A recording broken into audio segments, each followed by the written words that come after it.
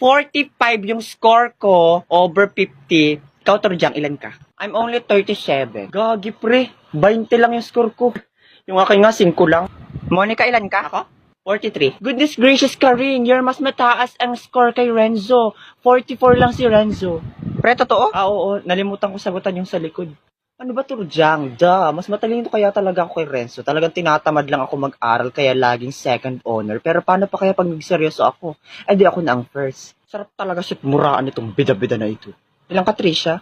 43 lang ako. Bes, 48 ako. 48? Oh my goodness! 48 si Trisha. Ha, yes. Mas mataas pa sa putok ni Karing. Manahimik ka dyan, Burloloy. Patingin nga. Oh my God, 48 nga siya, Karing. Napaka-bobowers mo pala eh. Talaga ba, Torjang?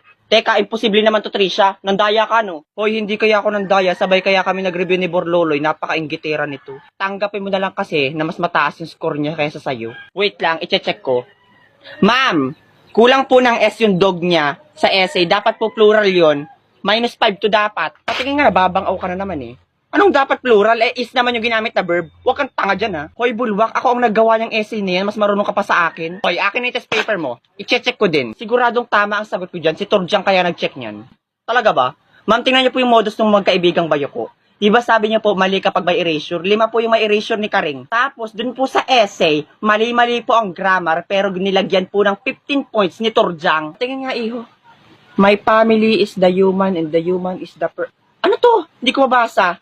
3 points lang to. Hala talaga, ma'am. So, 45 minus 17 is equals to 28. Grabe naman yun, pero deserve mo yun. Akin na yan. Karing, it's okay lang. Don't cry na. By the way, sino ba nagturo sa'yo ng essay? Hinayo pa ka, sa'yo yun galing!